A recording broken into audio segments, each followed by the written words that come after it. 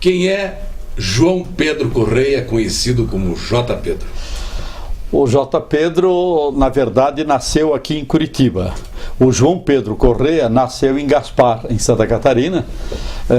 Trabalhou na Rádio Clube de Gaspar, na Rádio Nereu Ramos de Blumenau, na Rádio Clube de Itajaí. E quando veio para Curitiba, em 1964, o diretor comercial da então Rádio Independência do Paraná, o Elon Garcia, não tendo certeza se eu era João ou José, passou a me chamar de J. Pedro. E perguntou se eu tinha objeção, e eu disse que não, e aí ficou. Então o J. Pedro, verdadeiramente do rádio, acabou nascendo aqui em Curitiba, nos anos de 64, na Rádio Independência do Paraná. Depois morei no Rio de Janeiro, trabalhei quase 2 anos no Rio, voltei para Curitiba, para então o Rádio Clube Paranaense, para a nossa querida B2. Em 1971, de 71 a 75, trabalhei 4 anos na Rádio Internacional da Suíça, em Berna, fazendo emissão em língua portuguesa para o Brasil e países de língua portuguesa. Voltei ao Brasil em 78 e aí trabalhei um pouco no governo do Estado, no governo Canet, Jaime Canet Júnior. Depois fui para a Volvo em 1978, fiquei 15 anos como gerente de comunicação da Volvo. E a partir de 1992 iniciei uma carreira solo como consultor em comunicação empresarial. E hoje mantenho essa empresa até hoje, prestando consultoria, não só na área de comunicação empresarial, como principalmente acho que ajudando o país a pensar um pouco melhor o trânsito brasileiro, que é um dos grandes problemas que aflige esse país e que infelizmente muita gente não sabe ainda. Mas isso é parte do meu negócio da JPC Communication. J. Pedro, quem foi que trouxe você para cá? Qual foi o teu guru? Quem descobriu J. Pedro? Na verdade, a minha vinda para Curitiba foi em razão do conhecimento que eu tinha na oportunidade com o Silvio Ronald, que era locutor esportivo na oportunidade aqui no Paraná, e o Jair Brito, que era o diretor da Rádio Independência do Paraná. Eu havia trabalhado com o Jair e com o Silvio no tempo da Rádio Nereu Ramos em Blumenau, e tinha um ótimo conhecimento. Provavelmente devo ter feito um trabalho interessante lá na Rádio Nereu Ramos, e quando foi inaugurada a Rádio Independência de Curitiba, que tinha uma proposta de rádio profissional realmente interessantíssima e inovadora para o Paraná, eles se lembraram de me convidar e eu vim com muito prazer, porque na verdade era a oportunidade que eu estava buscando de sair de Santa Catarina, de tentar um pouco desmembrar o mercado pelo Brasil afora. Então foram as 2 pessoas que eu diria mais responsáveis pela minha vinda para Curitiba. E como é que era? Porque você chegou em Curitiba há mais de 45 anos. E como é que era Curitiba? Como é que era o rádio? Como é que era o futebol paranaense então? Boa, realmente, se tem uma coisa que me dá prazer hoje, de olhar pelo espelhinho retrovisor da minha vida profissional, acho que é o tempo de rádio. De tudo que eu fiz na minha vida, acho que o tempo de rádio, e talvez o tempo de rádio aqui em Curitiba, foi realmente o mais marcante de todos. Quando eu cheguei em Curitiba em 64, eu morava pertinho do Shopping Batel, na rua Coronel Lucídio, e ali era longe do centro de Curitiba. Incrível que a gente esperava o ônibus, esperava até um bom tempo. O frio de Curitiba era algo que realmente doía muito mais do que o frio de hoje. Curitiba não tinha 350 mil habitantes nessa oportunidade. Nós hoje estamos falando da grande Curitiba, que tem 3 milhões de habitantes, quer dizer, dá para dar uma dimensão da grande aldeia que era Curitiba nos anos 64. E o esporte do Paraná, o futebol do Paraná sobretudo, era realmente muitíssimo diferente daquele que nós temos hoje em dia. Eu me lembro que, talvez por ser Catarina, e talvez por ser o mais novo, e talvez por ainda guardar um sotaque catarinense daqueles muito grandes, eu fui cobrir os clubes menores do Paraná. A proposta da Rádio Independência era de um departamento de esporte profissionalizado. Nós éramos havia 2 narradores, 2 comentaristas, 4 repórteres, 2 dos quais estão aqui ao meu lado. Não, o Carneiro não era do primeiro time, o Carneiro chegou depois, mas era o Edson Luiz, era o Danilo Dávila, era o Gilberto Fontoura e o J. Pedro. E nós dividimos em 4 repórteres os clubes da capital. E a mim coube no início cobrir o Palestra Itália e o Britânia, que eram clubes menores e que ficavam na periferia de Curitiba. E eu acho que fiz isso com muito prazer, achando que ali eu tinha uma oportunidade e que eu tinha convicção de que se fizesse um bom trabalho de cobertura nesses clubes, eu acabaria galgando o degrau para cobrir um clube melhor. E acho que foi isso que aconteceu, porque depois eu tive a oportunidade de cobrir aí pela escadinha o Água Verde, e mais tarde passei para o Ferroviário, depois cobri o Curitiba e mais tarde, muito mais tarde, é que acabei cobrindo o Atlético Paranaense, de forma que acabei tendo uma visão geral de todos esses clubes aqui de Curitiba. E o futebol tinha realmente um outro sentido, um outro sabor, um outro desafio, eu chamaria, que era um pouco o desafio da sobrevivência, mas baseado num quase amadorismo. A proposta mais próxima da profissional que eu conheci, foi a proposta do então Ferroviário, que naquela oportunidade, no tempo do Arzua, tinha contratado um gerente para tocar não só o futebol, mas o clube como um todo, que era o nosso querido Ronald Pereira, certo? E que me parece, até onde eu consigo lembrar, a primeira proposta realmente de profissionalizar a atuação do futebol paranaense. Era realmente um desafio bastante grande e acho que aquilo me trouxe insumos bastante importantes do ponto de vista de desenvolvimento na carreira profissional, mostrando a absoluta necessidade de um profissionalismo, de uma capacitação, ou talvez mais ainda de uma recapacitação, no sentido de fazer desse negócio um negócio realmente sustentável. Naquele tempo a grande mídia era o jornal, a televisão estava iniciando e o rádio era a mídia mais instantânea. Mas a maioria das emissoras de rádio, elas mais ou menos liam as notícias dos jornais. Então, quando surgia uma proposta nova, como foi a Rádio Independência, vocês revolucionaram o rádio. E como é que era, em termos operacionais, tudo isso, com 8 clubes na cidade, e mais os clubes do interior, como é que eram as transmissões, com as dificuldades tecnológicas da época, as dificuldades de linhas de transmissão? Era mais um sacrifício, uma aventura a cada transmissão, ou era um prazer? Não, com certeza, eu diria que era uma mistura de prazer com sacrifício e bastante grande. Eu cansei na minha vida profissional, no tempo de rádio, de sair com 200 metros de rolos de fio, esticando o fio desde a cabine ou o local onde a gente transmitia os jogos de futebol até uma linha telefônica de alguém que tivesse a abnegação de liberá-la para a transmissão. Me lembro que houve até no interior de Santa Catarina, havia vezes que de determinados estádios você precisava pagar, dar um fee qualquer, um dinheirinho qualquer para o dono da linha telefônica para ele liberar por 2, 3 horas para você fazer a transmissão. Então realmente nesse sentido é que o rádio era uma proposta fantástica para quem gostava de rádio. Eu diria que, quando eu disse há pouco que o rádio era alguma coisa que me deixou saudades na minha vida profissional, é porque tinha esses ingredientes todos. Havia uma necessidade de profissionalização muito grande, havia um volume de informação, eu não chamaria pequeno, mas não tão disponível quanto se tem hoje em dia, certo? E o que havia de verdade, digamos, no setor profissional que cobria esporte no Paraná, era realmente uma mescla uma mistura de bicos que o jornalista fazia.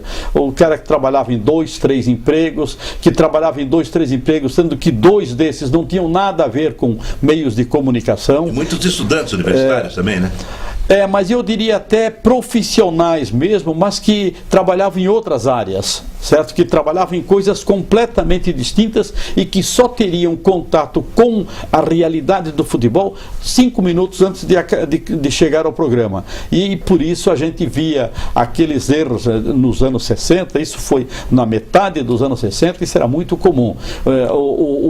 Os dois noticiaristas do programa de esporte lendo o noticiário do futebol a partir do jornal e de repente dando como se vê na foto ao lado. Isso aconteceu várias vezes, entende?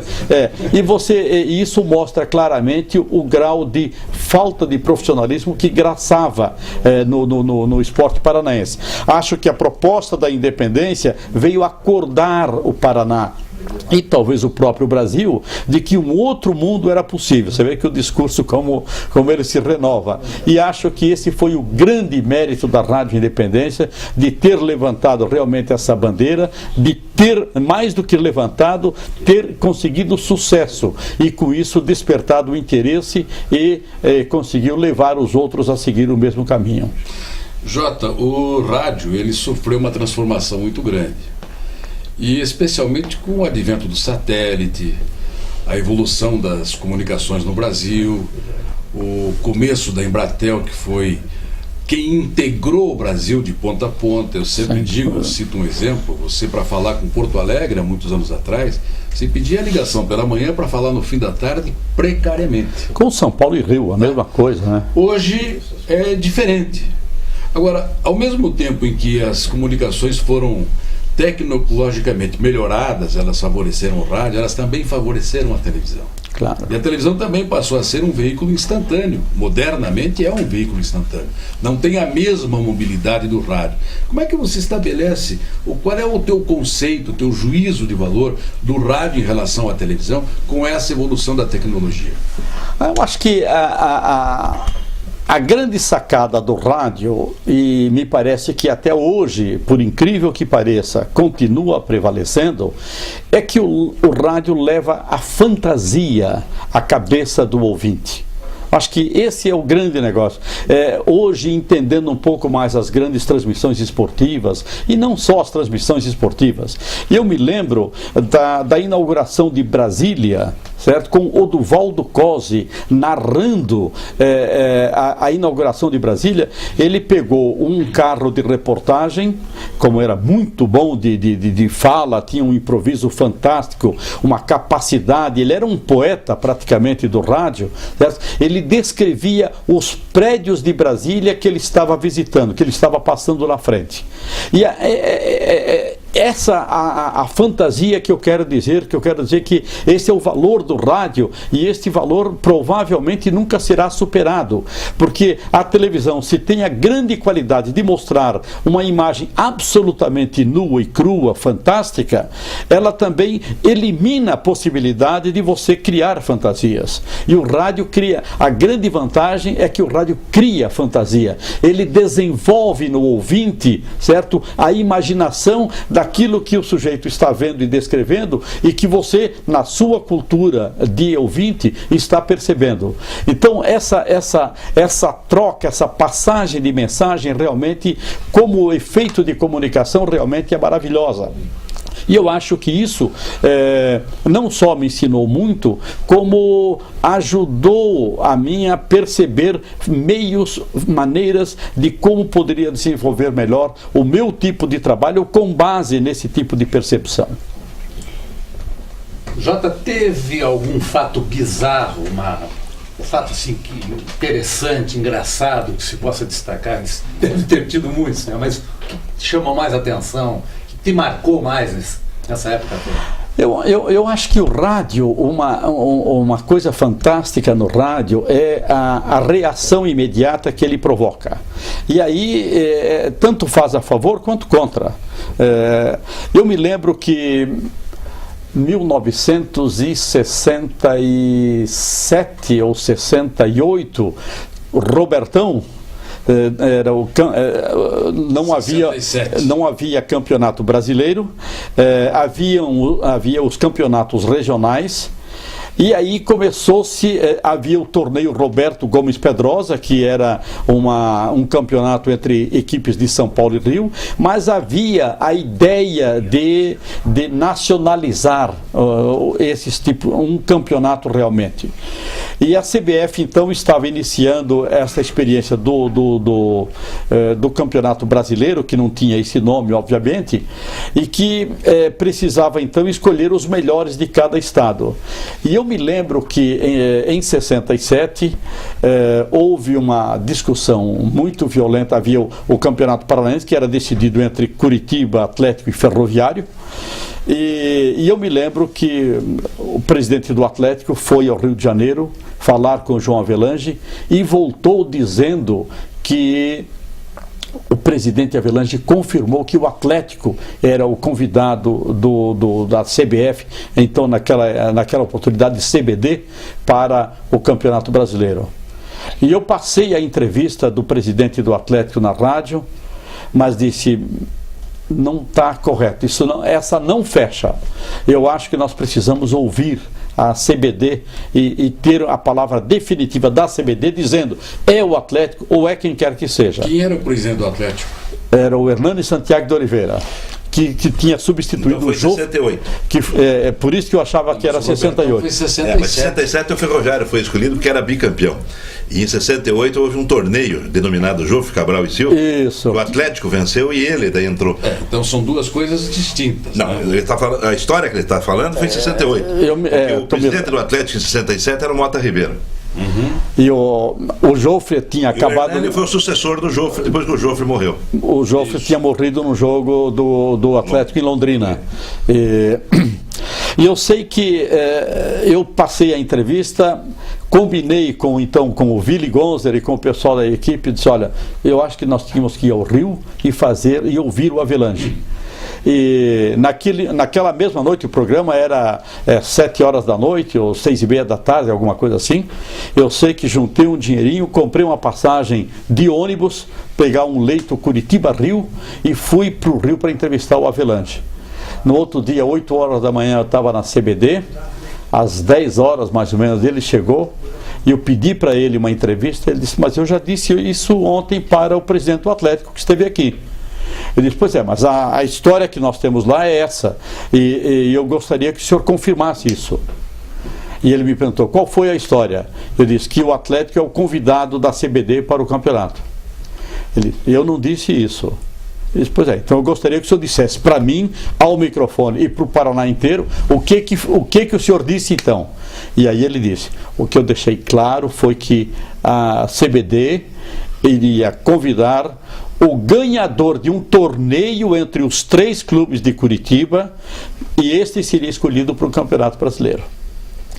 Obviamente que isso provocou uma revolução em Curitiba. Eu imediatamente consegui passar, graças a então Radional, depois falar das dificuldades de comunicação, ganhar uma linha telefônica, conseguir uma ligação para Curitiba. Era um milagre, e eu consegui passar antes do horário do meio-dia. E eu disse: eu estou indo num aviãozinho particular. O pessoal do Ferroviário já estava no Rio para ouvir o Avelange também. Eu cheguei antes. E eu disse: olha, nós vamos chegar no aeroporto do Bacaxeri entre 2:30 e 3 da tarde. E o fato bizarro foi isso. Devia ter no Bacaxeri, sei lá, a chute assim daria para dizer 100 pessoas. 50 para me levar nas costas e 50 para cair de paulada em cima, que era o pessoal do Atlético bronqueado por haver perdido a boca.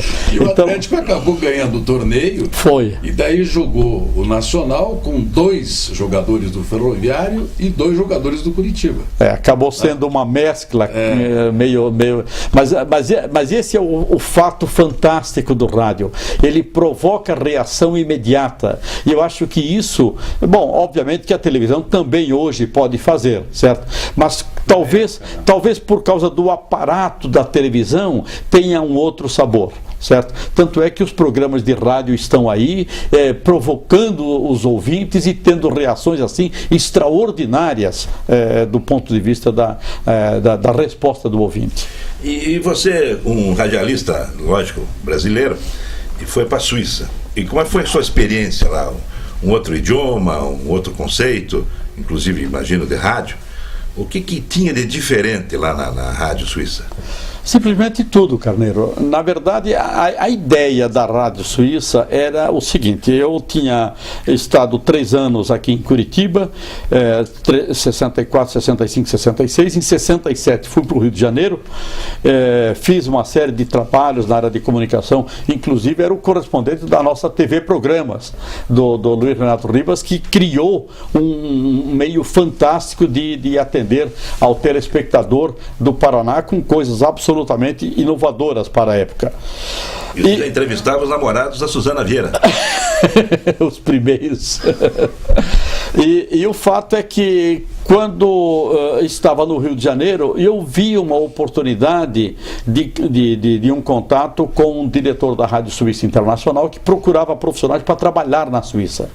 E eu tinha ido para o Rio com alguma coisa na cabeça que eu não sabia exatamente o que era. E quando eu vi no Jornal do Brasil que esse diretor da Rádio Suíça estava lá, eu disse: olha aqui, ó, foi por isso que eu vim para o Rio, para buscar alguma outra coisa. E fiz um acerto com ele, fui para a Suíça no começo de 71, e a Rádio Nacional da Suíça, naquela oportunidade, ela tinha 3 programas em língua portuguesa para o Brasil. Era o mesmo programa gravado, repetido 2 vezes, com um noticiário que era feito na hora. E a ideia era passar para o mundo de língua portuguesa uma ideia do que acontecia na Suíça, no campo político, no campo diplomático, no campo da cultura, das artes, do dia a dia, do cotidiano, enfim, o que era a Suíça para o resto do mundo, que não fosse apenas chocolate ou banco, ou relógio talvez.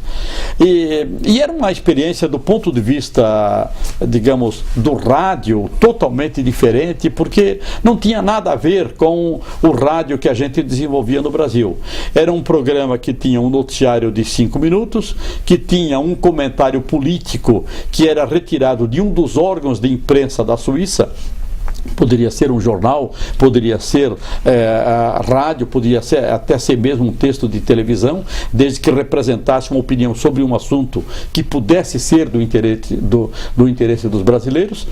E tinha um programa, tinha variedades. E nos finais de semana tinham programas variados que você podia fazer, ou sobre música, ou sobre arte, ou sobre o dia a dia. E eu fiz alguns programas que realmente acho que foram muito interessantes. Mas profissionalmente não tem como comparar uma experiência de rádio do Brasil, que é um rádio pau 24 horas por dia, de dormir do olho aberto, com salários baixos, com condições de trabalho muito adversas, com a Rádio Suíça. Quer dizer, eu me lembro que uma vez eu fui fazer um programa sobre o Matterhorn, que é aquela grande montanha que tem na divisa da Suíça com a Áustria, com a Itália, que tem 4.400 metros de altitude, e a rádio me disse: olha, eu ia fazer um descritivo das neves eternas da Suíça. E a rádio me disse: leve esse Nagra. Nagra era uma super marca de gravador, o pessoal de rádio sabe da importância dessa marca, mas eles me deram já um gravadorzinho, isso era 1972, 73, um gravadorzinho que não passava desse tamanho aqui, coisa de 10, 15 centímetros, estéreo, com uma qualidade extraordinária. Então não tem nada a ver com o rádio que nós praticávamos no Brasil, de esticar fio, de pedir ligação de manhã cedo e só ter à noite, ou de fazer boletins por onda curta de outra emissora para que fosse sintonizado aqui e pudesse ser retransmitido como uma correspondência, digamos, de outros lugares do Brasil. É uma experiência totalmente diferente. O que vale como experiência um período de tempo no exterior como esse é o fato de você se dedicar ao estudo da comunicação comparada, de comparar jornalismo, por exemplo. Eu cobri, por exemplo, durante esse período, a guerra dos 7 dias de Israel com os árabes. Era fascinante ver todo dia de manhã cedo, em cima da mesa, um punhado de jornais, os suíços, os mais à esquerda, os mais à direita, os italianos, que eram bem mais à esquerda, os ingleses, como o Guardian, como o Time, que eram de posições totalmente opostas.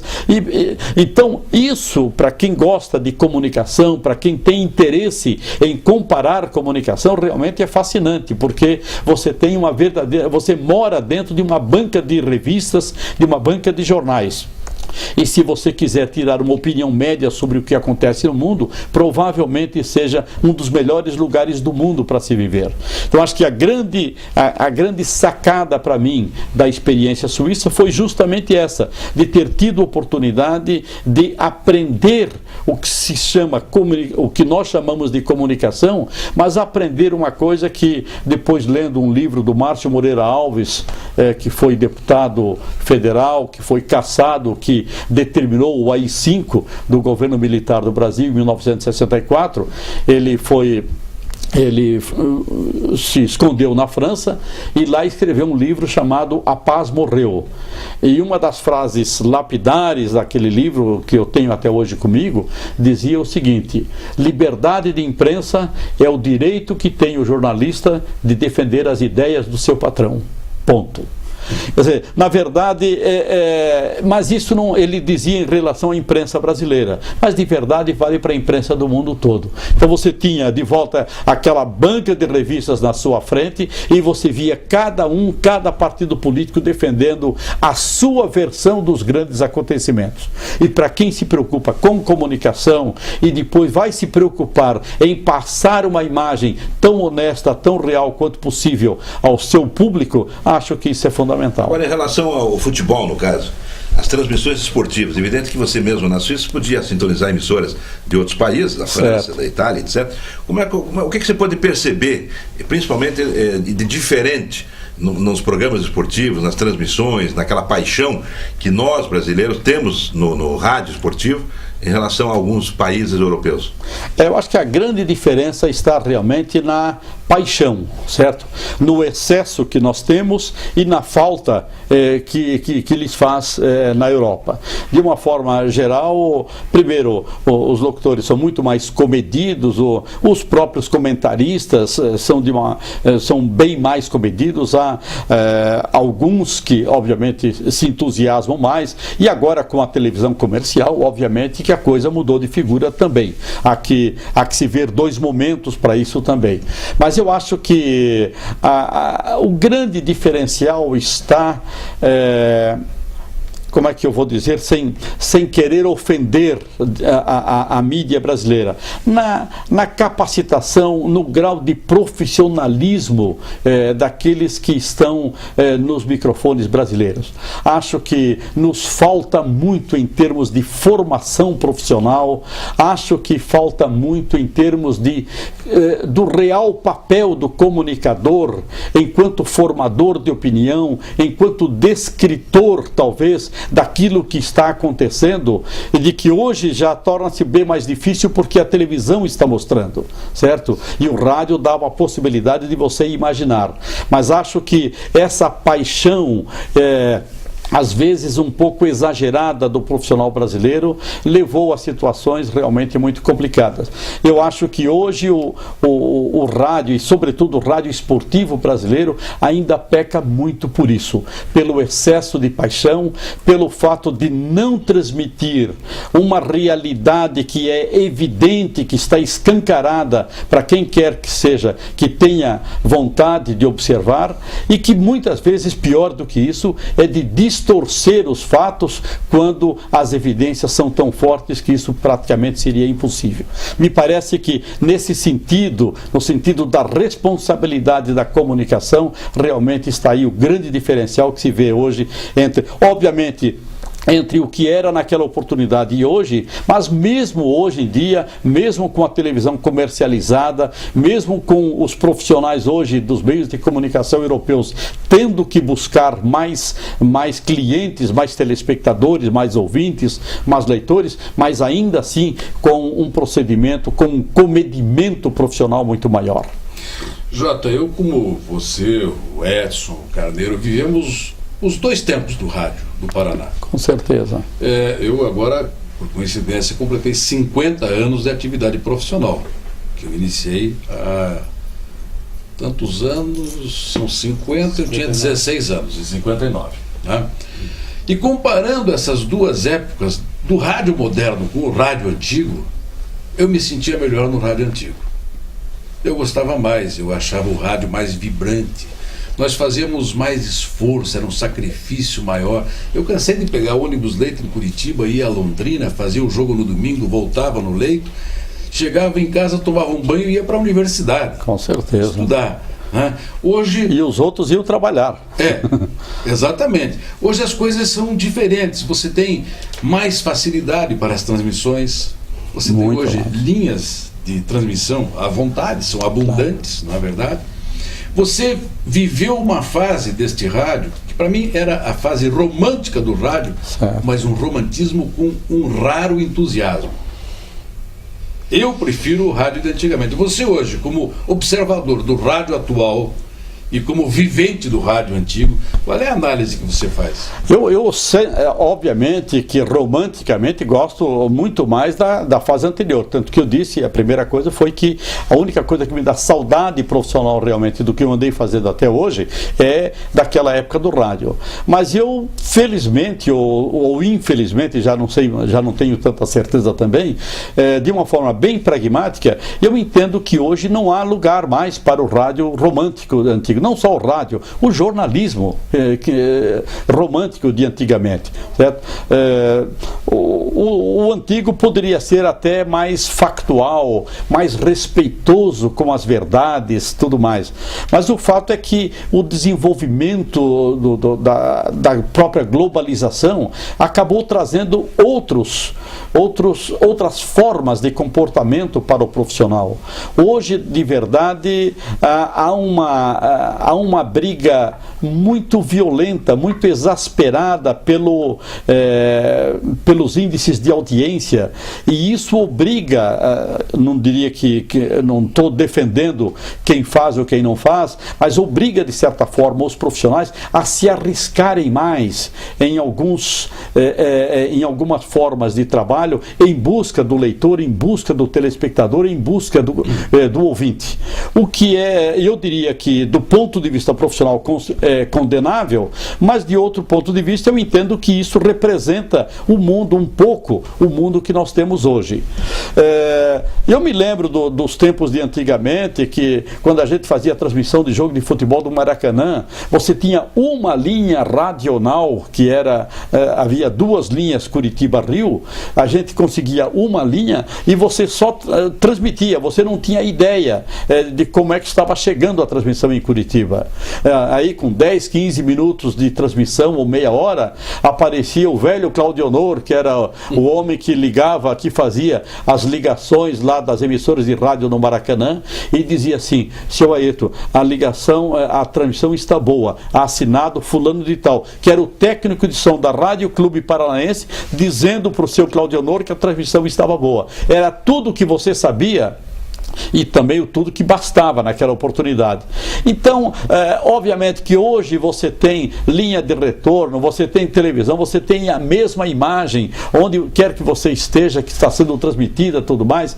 Isso coloca um novo desafio em frente do profissional também. E ele precisa usar dessa tecnologia, deste desenvolvimento, o telefone celular, certo? E ele precisa fazer uso dessa tecnologia para fazer melhor o trabalho dele.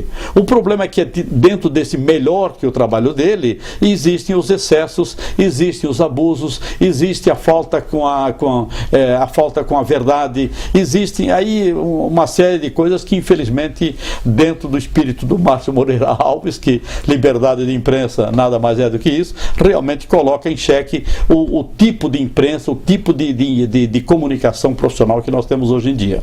Jota, você parou com o rádio que ano?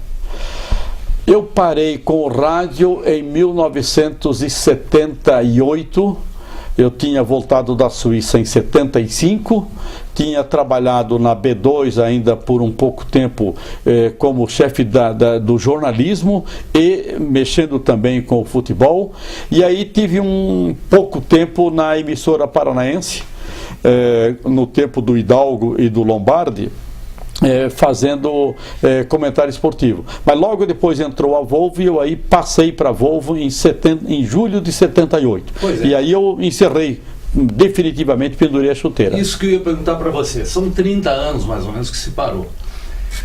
E você parou assim porque uma espécie de Tostão. O Tostão parou com o futebol, foi fazer medicina, esqueceu, zerou o futebol da cabeça dele e depois voltou. Você teria essa vontade de voltar? Você chegou a pensar nisso? Ou o rádio te enjoou de alguma forma, te decepcionou? Como é que você vê essa tua parada? Embora você tenha sido muito bem sucedido no que você fez, talvez em razão disso você não tenha voltado, mas não dá aquele gostinho assim de voltar de vez em quando? Olha, honestamente não, Edson. Eu diria que eu não perdi o gosto pelo esporte e pelo rádio de uma forma geral, definitivamente não. Mas vontade de voltar realmente eu diria que não tenho. Embora eu considere até que teria alguma contribuição a dar hoje em dia ainda, certo?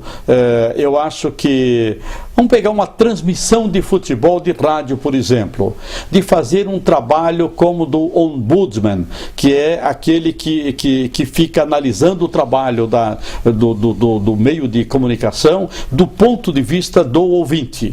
Certo? E você pega uma transmissão e você vê quantas inverdades ou quantas falhas de transmissão, ou erros de português, ou piadas de mau gosto, coisas que realmente não fariam sentido dentro do contexto atual, da comunicação brasileira.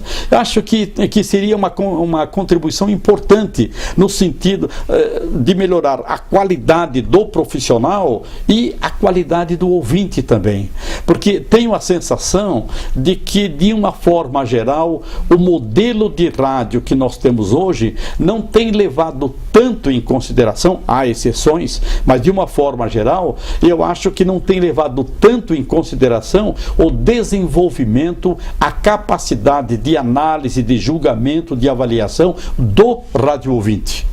Acho que o ouvinte brasileiro, de uma forma geral, se politizou muito mais, tem um montão de informações mais, e acho que no rádio esportivo, de uma forma geral, nós não estamos levando isso em consideração. No rádio jornalismo, por outro lado, há algumas propostas que são bem interessantes. Eu acho que nesse campo a coisa realmente melhorou bastante. Ainda temos áreas, fragmentos realmente bastante frágeis e que representam o velho rádio, certo? Mas acho que já há propostas bem interessantes. Então acho que vontade pelo rádio talvez não, mas o rádio enquanto integração da sociedade, enquanto melhoria da capacidade de análise por parte da sociedade, enquanto tomada de posição para fazer com que os clubes, o setor como um todo melhore, prospere e traga uma até melhoria, até como qualidade de vida da população, eu acho que essa é uma obrigação de todos nós. E nós que já passamos dos 15, eu acho que temos obrigação de oferecer alguma coisa de troco pelo que nós já tivemos no passado. Então é nesse sentido que eu vejo uma possibilidade legal, se tivesse, de fazer alguma coisa, certo? Agora, a minha opção de ter saído do rádio não foi por desamor, não foi porque eu estava frustrado, de jeito nenhum. Eu simplesmente estava dentro de um desenvolvimento profissional. Eu achava que tinha boas oportunidades em outros campos, acho que poderia caminhar para a comunicação empresarial, e foi isso que fiz, e felizmente acertei quando fui para a Volvo. Tive a sorte de ter um excelente empregador, uma empresa que me deu oportunidades de fazer tudo aquilo que eu gostaria de fazer profissionalmente, e que felizmente acabou resultando em alguns, de alguma forma, com bastante sucesso.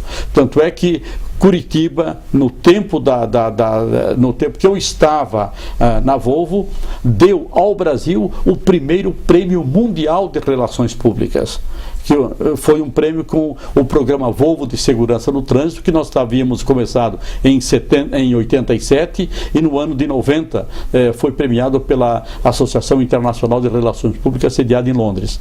Então acho que isso tudo ajudou a confirmar que a minha opção de sair do rádio, de entrar pela comunicação empresarial, estava certa.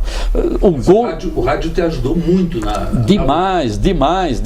Formação profissional. Absolutamente. Até porque o rádio tem esse desafio da comunicação imediata, pelo compromisso com a verdade, por entender o que nós estamos fazendo e como passar isso melhor para o seu ouvinte, de que forma transpor essas emoções, essas sensações para o seu ouvinte. Isso é coisa que o rádio realmente vai ser insuperável na minha visão, porque ele tem esse elemento da fantasia, da imaginação, que só ele pode realmente desempenhar.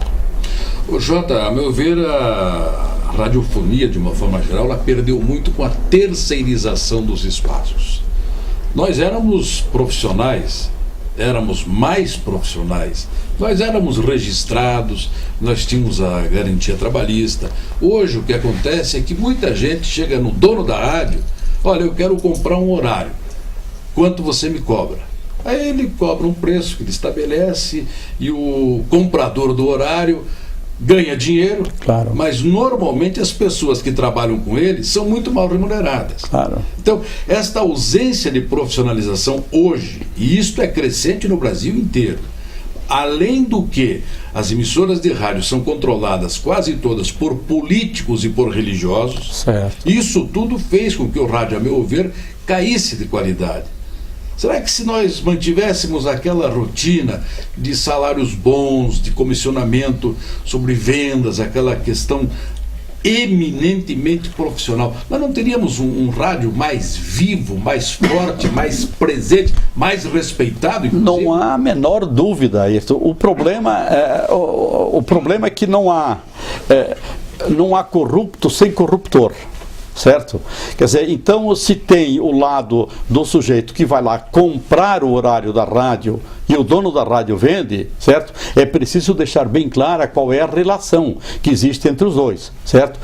O que dá para ver é que nenhum dos dois tem um efetivo compromisso com a informação.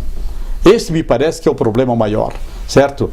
Quer dizer, se do ponto de vista do profissional que vai comprar o horário e compra, certo? O objetivo dele é ganhar dinheiro. Ele não tem a menor pretensão de estar ajudando o esporte, a qualidade do seu ouvinte, a qualidade da sociedade, o que quer que seja.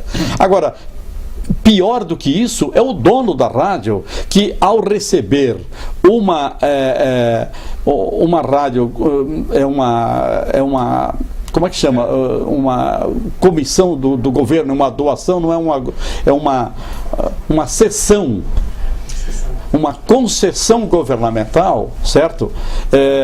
Ele assume o compromisso, quando recebe aquela concessão, de fazer o melhor pela qualidade do seu ouvinte e pela qualidade da sociedade. E isso ele não assume, e não só não assume, como vira o balde e vende a preços que são realmente impensáveis. Então acho que isso realmente fez a grande diferença.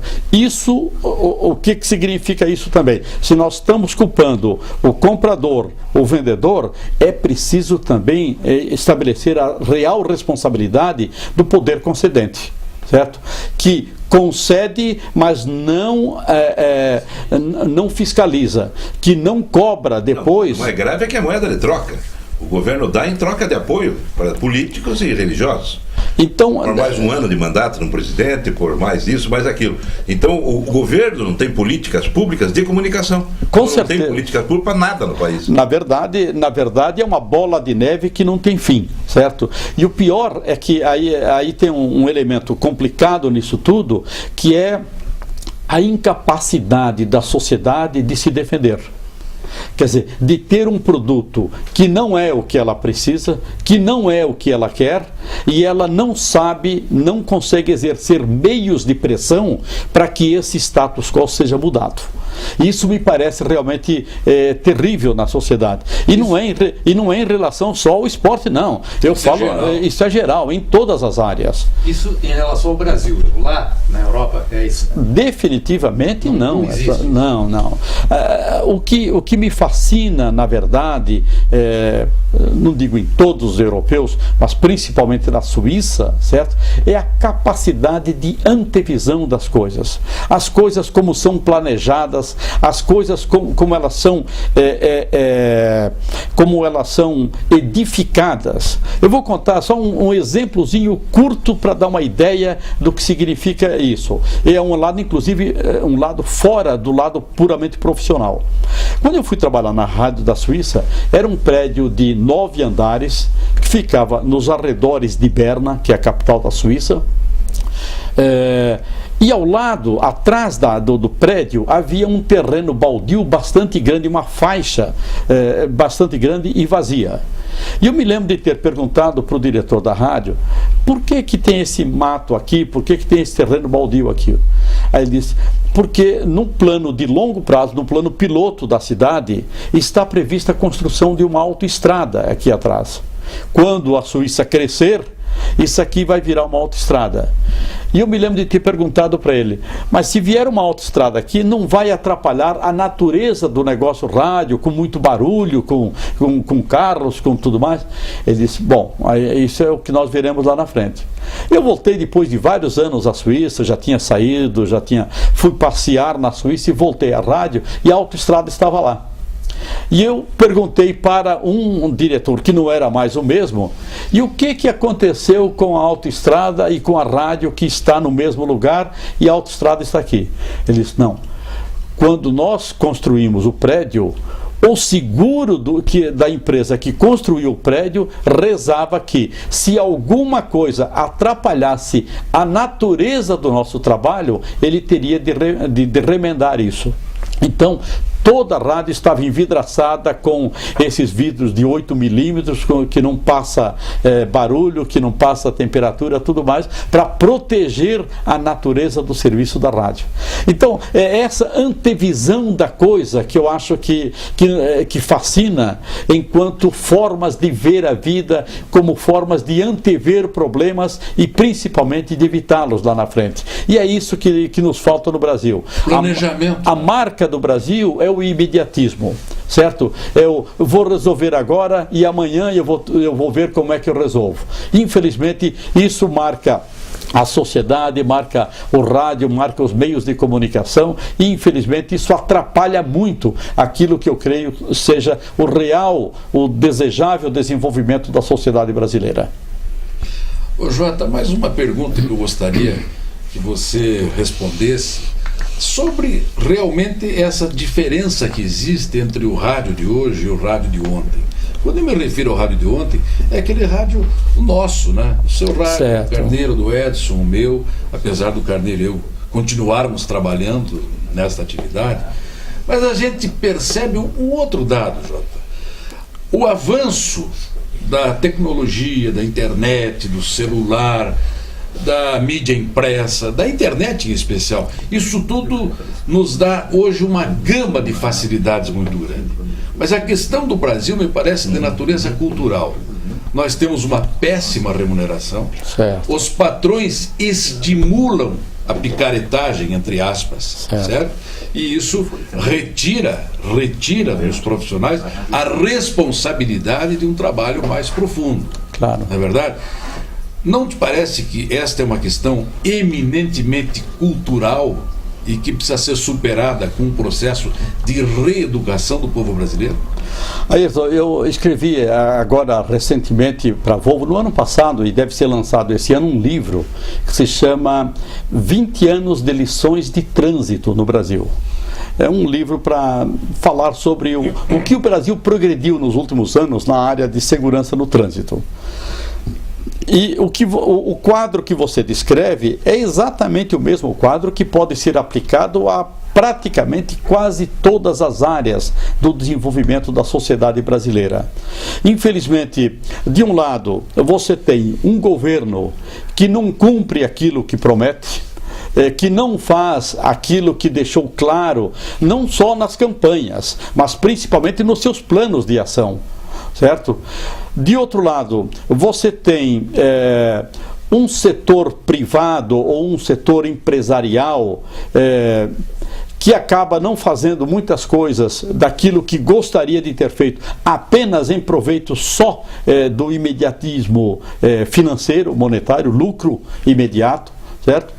E de outro lado você tem uma sociedade desprotegida nesse sentido por falta de informação, por falta de conscientização de fazer prevalecer os seus direitos. Eu tenho dito muito isso, que no Brasil, como de resto isso vale para o mundo todo, mas se no Brasil os homens de bem, os homens que querem realmente o progresso nacional tivessem a mesma coragem dos cafajestes, esse país seria imensamente melhor, muito melhor. Porque os mau caráteres têm coragem de fazer, têm peito de fazer, têm audácia, criam oportunidades no meio de coisas que você não imagina nunca. Enquanto que a minoria silenciosa, junto com o restante da sociedade, se calam.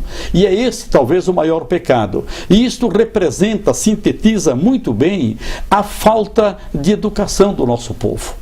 Certo? Tivéssemos nós um nível educacional um pouco melhor, que não fosse extraordinário, que não fosse um nível de primeiro mundo, mas que fosse um nível de suplente de primeiro mundo, e nós teríamos uma situação muitíssimo melhor, não tenha dúvida nenhuma. Bem, como minha última curiosidade, JP, como é que foi a tua experiência num dos momentos mais marcantes do Rádio Esportivo Paranaense, aquelas coberturas das excursões do Curitiba pela Europa? E você esteve presente. Como é que foi essa ligação do time local, dos jogadores, dos dirigentes, com o futebol europeu, numa época pré-jogos diretos pela televisão, pré-superinformação que a gente tem hoje?